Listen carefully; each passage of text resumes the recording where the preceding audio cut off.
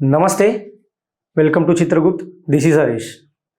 ఇవాళ మన local body elections వచ్చేసరికంటే తెలంగాణలో ఒక హీట్ జనరేట్ అయింది. ఆ పార్టీకి ఈ పార్టీకి కాంపిటీషన్ అనుకుంటా వాళ్ళు ప్రచారాలు చేస్తున్నారు. అవి నార్మల్గా అది కామనే ఇది జరగడం అనేది. కానీ ఇక్కడ ఒక కాన్స్టిట్యున్సీకి సంబంధించిన ఎమ్మెల్యే, ఆయన కాంగ్రెస్ పార్టీకి సంబంధించిన ఎమ్మెల్యే, జుక్కల్ కాన్స్టిట్యున్సీ లక్ష్మీకాంతారావు, ఈయన అంటే ఓటర్స్ని బెదిరిస్తున్నాడా, లేకపోతే రిక్వెస్ట్ చేస్తున్నాడా, లేకపోతే ఆర్డర్ చేసి మీరు మాకే ఇయ్యాలా అని చెప్పి డిమాండ్ చేస్తున్నాడా?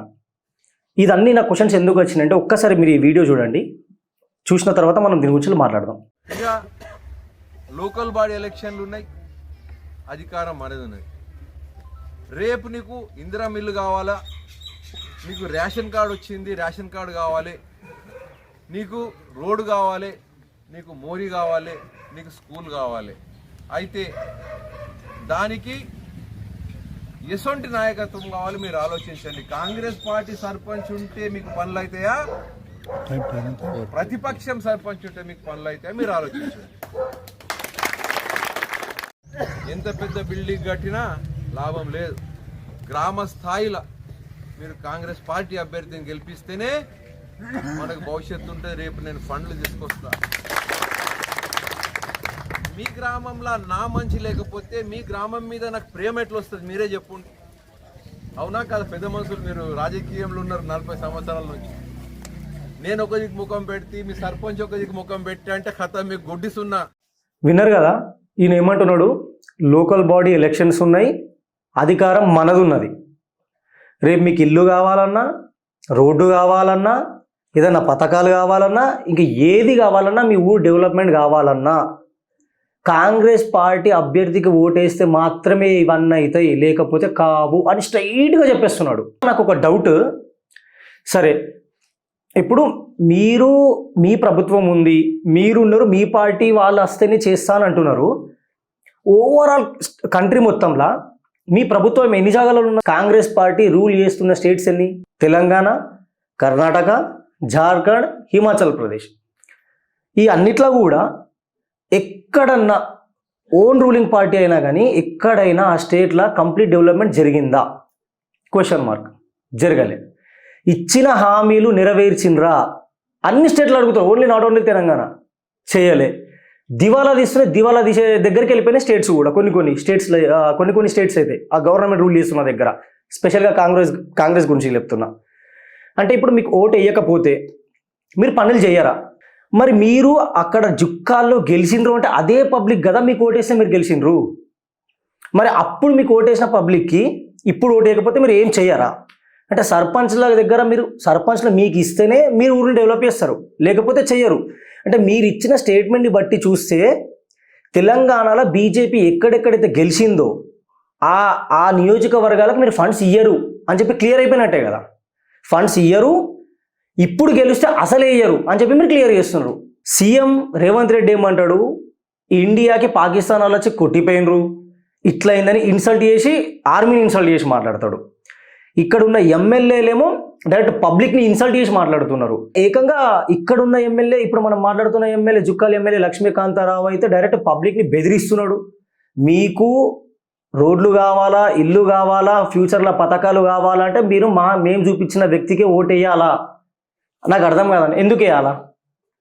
ఎవరికి నచ్చినోనికి వాడు ఓటేసుకుంటాడు. అంటే సరే పోనీ, ఇప్పుడు మిమ్మల్ని గెలిపించినాము,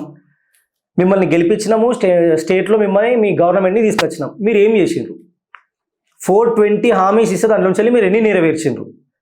స్కూటీలు ఎటువైనాయి, బంగారం చైన్లు ఎటువైనాయి, పైసా రేవంత్ రెడ్డి అంటాడు మా దగ్గర రూపాయి లేదు, జేబులు తీసి చూపిస్తాను, నా దగ్గర పైసలు లేవని ఆయన అంటాడు. కానీ ప్రోగ్రాంలు అయితే చేస్తూనే ఉంటాడు. మరి ఇప్పుడు మీరు ఏకంగా డెవలప్మెంటే వేయకపోతే అని చెప్పి మీరు అంటున్నారు. అసలు పబ్లిక్ ఏం ఆలోచిస్తున్నది? ఇప్పుడు ఈ నార్మల్గా సర్పంచ్ ఎలక్షన్ అనేది పార్టీకి సంబంధించి వేయరు, అయినా పార్టీకి సంబంధించినట్టే వేయాలని చెప్పి డిమాండ్ చేస్తున్నాడు అని అంటే పబ్లిక్ అంత నార్మల్ అయిపోయినరా? అంటే పబ్లిక్ని మీరు పట్టించుకోరు. మీరు చెప్పింది వింటేనే పబ్లిక్కి సేవ చేస్తాము, లేకపోతే చేయము, ఇది ఫిక్సా? ఇక్కడ నాకు ఒకటి అర్థం కాని పాయింట్ ఏంటంటే, గ్రామ పంచాయతీకి వచ్చే ఫండ్స్ అంతా సెంట్రల్ నుంచి వస్తాయి. సెంట్రల్ నుంచి డైరెక్ట్ గ్రామ పంచాయతీకి వెళ్ళారు కాబట్టి మధ్యలో స్టేట్ గవర్నమెంట్ ఉంటుంది, స్టేట్ గవర్నమెంట్కి ఇచ్చి ఇది ఈ పంచాయతీకి ఇవ్వమని చెప్తారు. అంటే సెంట్రల్ గవర్నమెంట్ నుంచి వచ్చే ఫండ్స్ని కూడా మీరు వీళ్ళకి బెదిరించే స్టేట్ గవర్నమెంట్ ఏది ఉంటుందో దానికి ఓటేస్తేనే ఇస్తా అని చెప్పడం ఇది ఎంతవరకు కరెక్ట్? సరే, ఇప్పుడున్న గవర్నమెంట్ తెలంగాణ కాంగ్రెస్ అయితే సెంట్రల్లో నడిచేది బీజేపీ, అంటే మోడీ ప్రభుత్వం మరి మీకు సెంట్రల్ నుంచి వెళ్ళి ఏ ఫండ్స్ ఇవ్వకుండా ఆపిందా? ఏ గవర్నమెంట్ ఉన్నా సెంట్రల్ నుంచి వెళ్ళి ఫండ్స్ అయితే ఆగదే, కంపల్సరీ స్టేట్కి రావాల్సిన ఫండ్స్ వస్తున్నాయి. మరి వాళ్ళెందుకు ఇట్లాంటి మాటలు చెప్పి ఓట్లు వేయించుకోలేదు? ఈ ఎమ్మెల్యే ఎలక్షన్స్ ఉన్నప్పుడు సెంట్రల్లో ఉన్నది ఈడ ఉండాలా, ఆడున్నది ఇక్కడ రాకపోతే బీజేపీ మేము వెయ్యము అని ఏ నాయకుడు ప్రచారం ఎందుకు చేయలేదు? అంటే ఇప్పుడు వాళ్ళు తప్ప, మరి మీరు తప్ప? మీరు ఏదైనా నోటికి ఏది వస్తే అది మాట్లాడచ్చు, హిందువులను తిట్టచ్చు, ముస్లిమ్స్లని పొగడచ్చు, కాంగ్రెస్ పార్టీ డైరెక్ట్ ముస్లిమ్స్ల పార్టీ అని డిక్లేర్ చేసేసుకోవచ్చు, ఇండియా మీద అరవచ్చు, పబ్లిక్ని ఆఖరికి బ్లాక్మెయిల్ కూడా చేయొచ్చు. ఈ రేంజ్లో రాజకీయాలు చేస్తారా? ఇట్లాంటి రాజకీయాలు నాకు తెలిసి నేను ఎక్కడ చూడలే, ఎక్స్పెక్ట్ కూడా చేయలేదు. పబ్లిక్కి డైరెక్ట్ బ్లాక్మెయిల్ చేయడమే ఈ మాటలు, పబ్లిక్కి డైరెక్ట్ బ్లాక్మెయిల్ చేయడము ఆర్ డామినేట్ చేసి కంపల్సరీ మీరు ఓటు వేయాల్సిందే అని బెదిరించడం కిందనే వస్తుంది. ఒకవేళ ఇప్పుడు జుక్కాల్ ఉన్న నియోజకవర్గం మొత్తంలో గ్రామ పంచాయతీలలో కాంగ్రెస్ రాకుండా బీజేపీ ఆర్ బీఆర్ఎస్ పార్టీలు వస్తే మీరు వాళ్ళకి ఫండ్స్ ఇస్తారా ఇయ్యరా? ఇది ఒక్కటి ఫస్ట్ క్లారిటీగా చెప్పాలా సీఎం గారు. మీరు కూడా దీనికి మీ ఎమ్మెల్యే మాట్లాడిన మాటలకి మీరు కూడా రెస్పాన్సిబుల్ అవుతారు కాబట్టి కంపల్సరీ దీనికి మీరు ఆన్సర్ ఇవ్వాల్సిందే. లక్ష్మీకాంతరావు గారు, నేను మీకు ఒక క్వశ్చన్ అడుగుతున్నా. 1125 ఓటర్స్తోని మెజారిటీతో గెలిచిండ్రు. 64,000 ఓట్స్ మీకు వచ్చినాయి, 63,000 సో అవతల వాళ్ళకి వచ్చినాయి. అంటే ఇప్పుడు 64,000 ఓటర్స్ ఎవరైతే మీకు ఓటేసిండ్రో వాళ్ళందరికీ మీరు అన్యాయం చేస్తున్నట్టేనా ఈ మాటతోని? ఈయన లాస్ట్లో ఒక డైలాగ్ అంటాడు, నేను చెప్పిన అభ్యర్థికి ఓటు వేయకపోతే నాకు మీ మీద ప్రేమ ఎట్లుంటుంది అని. ఎట్లుంటుంది ఏంది అంటే మీకు ఇంతకుముందు ఓటేసిన 64,000 మంది మీద ఇప్పుడు మీకు ప్రేమ లేదన్నట్టే కదా. అంటే మీకు చూపించిన వాళ్ళకి ఓటేస్తేనే మీకు ప్రేమ ఉంటుందా, లేకపోతే ప్రేమ ఉండదా?